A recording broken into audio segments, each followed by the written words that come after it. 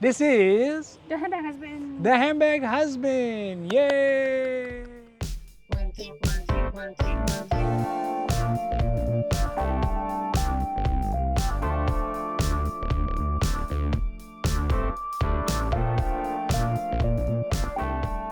So today we are here in the beautiful Ayutthaya, where the national pastime is sweating.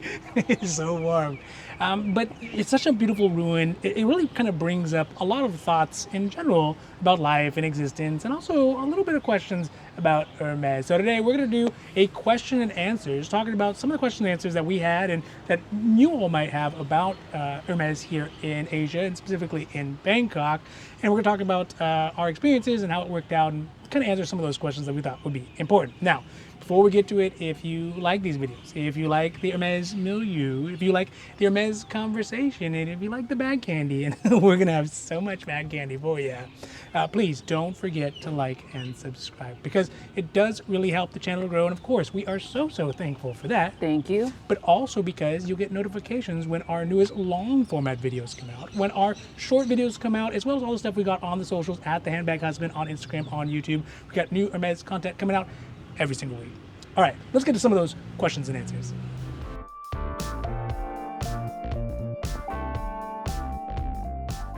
All right, so the first question up is, I think, one that is sort of an obvious question, especially for a Westerner coming to Asia, is communication with the SAs at the Hermes boutique, is it difficult? Are you able to communicate, and how is their ability to communicate with us and our ability to communicate with them?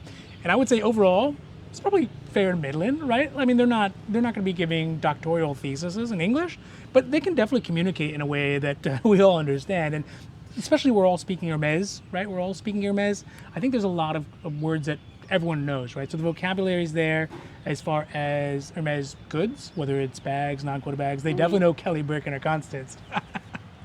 But I think, I don't know, do you think it was difficult to communicate with the SAs here? I don't think so. At first, that was one of my concern. That, yeah, but we didn't have any issue. But I guess it might be easy because they're just like, oh, we don't have any bags.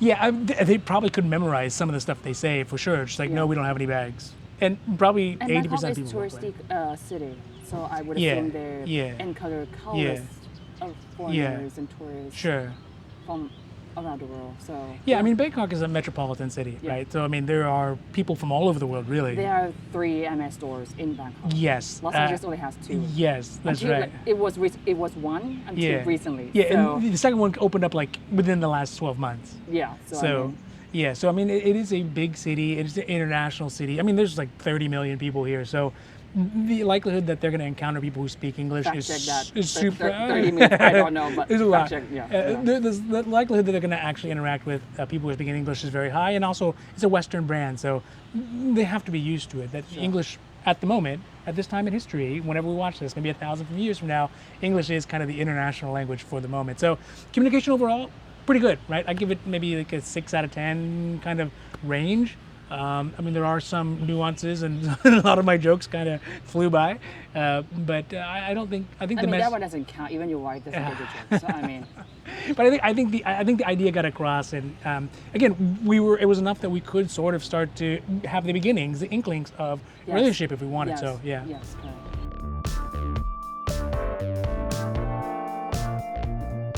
Next up. So the next up question is, can you get a quota bag or a non-quota bag? So before we get to this, obviously we have an entire episode go watch that for this, video. right? So go watch it. I'll put a link up here for the episode. We have a whole one kind of long, drawn out conversation about whether you can get quota bags and non-quota bags.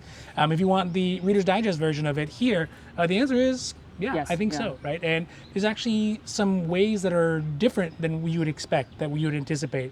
Primarily that in the boutiques, they don't have a lot of quota bags, and they have allegedly no quota bags. I mean, I saw when they opened, do you remember there was like a 2 double door lift? Yeah. And then we saw, we peeked through, they got just something. Orange, like orange heaven. Yeah, they got something in there. So they probably have stuff there. And we got offered a couple non-quota bags in the store, right? In a couple of the boutiques. But the real trick here, I think, in Bangkok is the online, right? The online, they have quota bags on quota bags on quota bags. Non-quota bags, sorry. Picotin, Gigi's? I haven't seen Gigi. But yeah, they have Lindy's, 24s, Picotins, like all the non-quarter bags that you see on display in the boutiques here. What else? Yeah. And they say, oh, we don't have these. You can't get these. They're not. They're display only. Yeah. You can go online and get them. Even the Kelly Wallet Classic to go. Yeah. Right. That was. I mean, that was. Oh, I feel sad. We missed that one.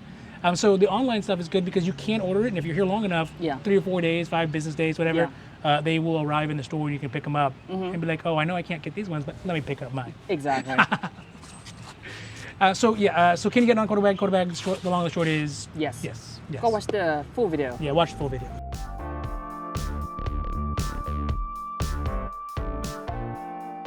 All right, so next up is kind of a question that totally makes sense because we experience it everywhere we travel, even back home when we travel there, is the idea is there like a distinction between locals and non-locals when you're talking to the Hermes SA? And the beautiful thing about here in Thailand, in Bangkok specifically, is unlike Europe, where we experience a very heavy like fortress Hermes, where they strongly delineate between do you have an address? Do you have an address that's here? That's normally a very frequent question. Do you have an address? Yeah, like do you have an are you local or are you non-local? Because essentially, if you are local, a lot of the doors are open for you at the Hermes boutiques in Europe. Here, they don't actually make that distinction in like a de facto distinction, but they kind of actually do in practice, in the sense that, so they don't really care whether you live here or not, but they are going to be a lot more relationship-based, at least for the quota bags.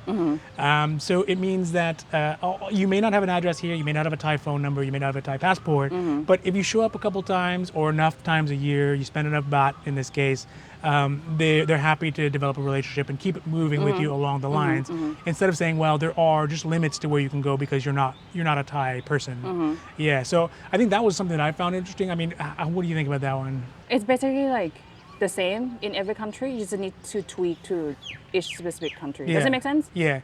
Although I do wonder if I spoke Thai, I wonder if it would be like, oh, let me show it right this way, sure, right? Like, oh, we can do. Just understanding the rudimentary aspects of Thai culture and Thai business culture. Yeah. I feel like if I spoke Thai, they'd be like, oh, we can do a little something with you. Maybe. Yeah. But since I don't speak Thai, or very bad Thai, it's quite bad. They're kind of like, let's work on some stuff here for a while. Would you like a watch box? Yes, a watch box.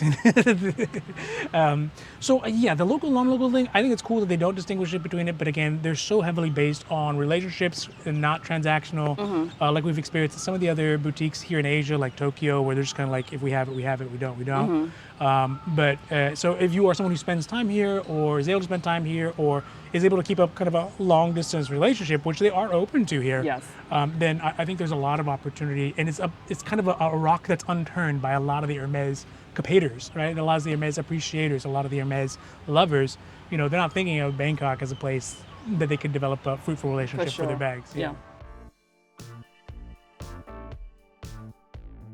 All right, so next up is one that I thought was interesting, is that are the preferences different for the men? Because we've kind of talked ad nauseum in some of our other videos about the women bags here, primarily that they tend to be much smaller. Like that is the preference here in Asia writ large, but also in Bangkok specifically. But one thing, as a handbag husband, someone who is a husband who loves handbags, that's me.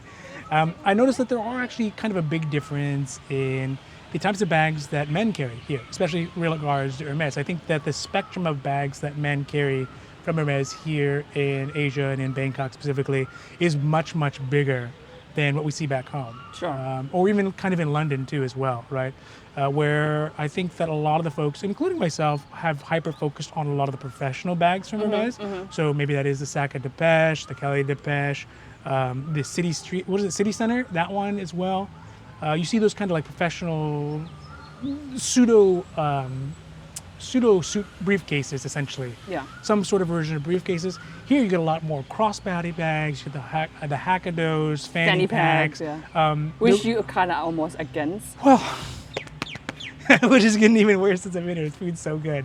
Also, a lot of the hand-carried bags, right? So they're not handbags per se, in the sense that they're Kelly Birkins Constants, or I haven't Lindy's. seen any men's carrying any CBK though. But there are bags that they are carrying by hand, is what I should say. So like a Gigi, or even like Cabo Vertage, including myself, I felt very comfortable carrying that here. But just those types of bags that would be kind of like wrapped around one hand and then you hold onto it. you see a lot of those here as well. So I think that what our essays had told us about the preferences of the bags that they do actually get to sell here are a lot of times those smaller bags for men and women. But on the inverse side, they also said that some of those larger bags, the Kelly Voyages, the Birkin's 50s, right, 40s, those kinds of things, they do find that a lot of men are more open to them here, the hack bags as well, Koryo or whatever, the high belt ones.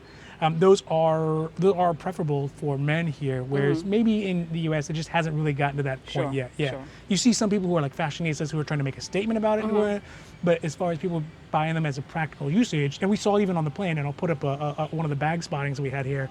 You see that people are bringing them when we flew into Hong Kong. So yeah, I don't know. Ideas on that? No ideas. I mean, it's good there are more options, but my point is like I'm not really to those bags because you're not gonna get those bags. Well, I mean, hopefully the larger ones, right? I mean, they had said that the larger bags are actually kind of easier to get here. No. Are you talking about the smaller handbag ones or whatever? The essay was comparing the larger bag to a mini Kelly. Oh, okay. Yes, yeah. If you compare that, yeah, Maybe I haven't read that one differently. Yes. It's not like, it's get easier comparing to mini Kelly. I think you missed the mini Kelly part. Yeah. You think that'll catch on in the West or in the USA? I mean, because like USA and Europe are pretty different. It's gonna swing, I think. I can feel the big bag trend is coming. Yeah. I can feel. I was like, no, do not get into my lane, please. Well, let's get there first, and then we'll be okay. I would hope so. Yeah. So the next one is, did we get treated, or does one get treated differently as a foreigner here in Asia or in Bangkok specifically than if you were not a foreigner? I don't know, what do you think about that one? I think it's yes. I feel it's almost like because we have seen some local Thai people, and I think they're super regular. Yes. And the way they treat is way more friendly. Okay, yeah, and they also don't have to wait in line. Sure, but I'm not saying that they are not friendly to us, but it's just more, maybe the language sound more friendly. Even the body language is different though, for sure. I mean, I think, no, when they approach us, they kind of softly, politely approach us. Yeah. So, but then when they saw, they realized like, hey, like, hi, how you doing? Yeah, you know? I mean, I think there's a couple of things. One is that when they approach us as foreigners, I think in a lot of ways, they're trying to figure out what is the nicest way to say no once they come up to us, essentially. I agree. Right? Yeah. Whereas when they're approaching the locals, I guess, the Thai people, it seems like they tend to be a little bit more open. And maybe because the type of relationships they tend to have with foreigners is probably way different than the way they have with locals. Probably. Right? And that goes with all of them, but even more so here. I think that the experience here as a foreigner is very unique because we've been foreigners in Europe, and that's like sort of half foreigner, right? We have an understanding. Americans and Europeans, they're all kind of in the same cultural heritage, right? But here, we're like foreigners. You cannot get past, I'm Asian. Like, there's no way. Yeah, like taking it back to like base principles, we're just different as far as how the way the world works and how we see the world. So I think that their interaction is that they are translating from Thai. It's a Western company, and I'm sure the service standards are Western service standards. Like the core training. Yeah, the core training are Western idealization. So they're translating that into Thai and then translating it back into foreigner interaction. So I think there's always going to be a bit of awkwardness in that case, right? Like it's things are gonna a little bit. Sure, but I think that's applied in any country, even London. Yes, even London. Yes, I mean London's so close to American. But I'm saying ideology. Even that, we can feel like there's some differences. For sure. This one is 15 hours a difference. So This is uncharted territory for us, right? It could also be that we're coming into this a little uncertain too. We're coming into like, what do I do? How do we interact? Like, what is the appropriate way to interact with this? Exactly. And I don't think that we even now have a full grasp of it. No. After just 2 weeks or whatever. Yeah. But I think we have been sweating the whole way. Oh, you're sweating. I'm sweating too. Yes. Yeah. We're sweating together. Yeah. Right. So So, do we get treated as differently as a foreigner? Yes. I think in some ways they may be more polite, but more cold to us, but maybe less polite, but more friendly to the local people as well. Yeah. So. Not in a bad way though. But not in a bad way. No. We just try to point out like what's a difference. Yeah. Just to know there's a noticeable difference that you would need to on both sides really recalibrate the way you're thinking to try to compensate for the tolerances between the cultural understandings. Yeah. That's how I'd say that. Yeah, but still great experience. I enjoyed it.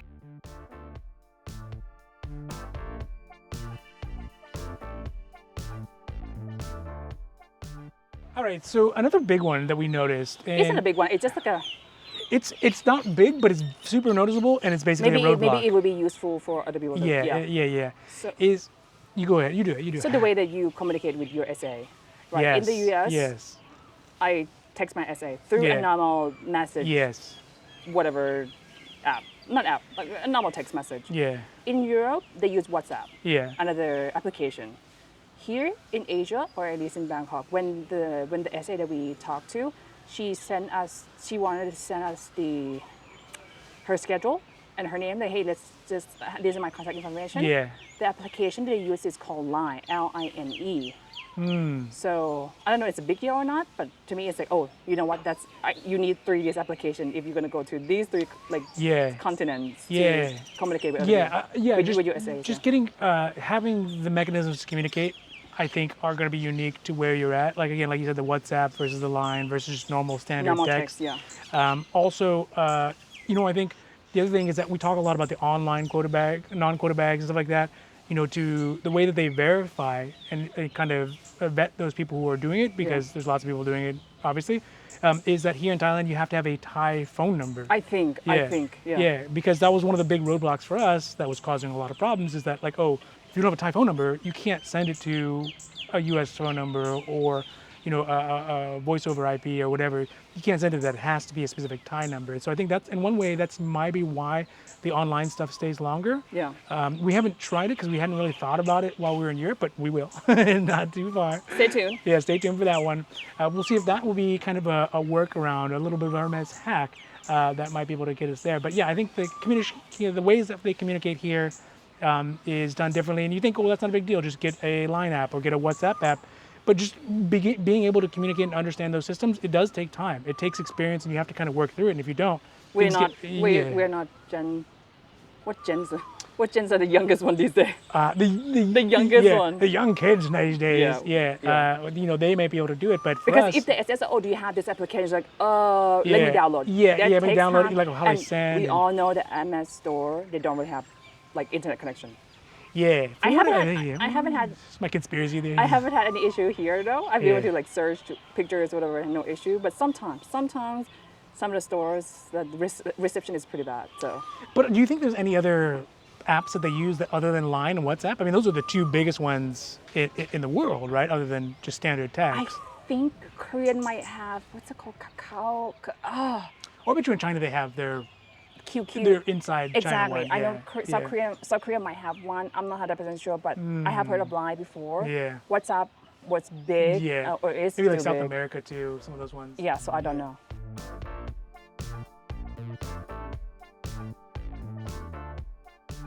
All right, so that is it for today for our questions and answers here in the old capital city of Thailand, Ayutthaya, in the ruins. Kind of brings up just those thoughts, right? The questions and answers. It's just a very pensive place, so I thought it was kind of cool to do it here. Now, of course, if you like these videos, actually, if you have other questions too, we love if you have other questions, put them down in the comments, and we'll do the best we can do to answer them about Bangkok. And I think it's pretty like a niche market. So. Or just ask us where to go eat. Yeah, or where to eat. Yeah. I think we might be able to answer that better than Hermes. Or to do as a backup plan, right? Sure. Just in case, or in the likelihood that you're not getting the Hermes bag here. But of course, if you like the Hermes milieu, if you like the Hermes conversation, and if you like the bag candy, because we're going to have, Hermes capades, we're going to have lots and lots of bag candy for you. Please don't forget to like and subscribe, because it does really help the channel. And of course, we are so grateful for that. Thank you. But also because it means you get notified when our new long videos come out, like this one, our short videos, as well as all the stuff we got on the socials, on Instagram at the Handbag Husband. We got new Hermes content coming out every single week.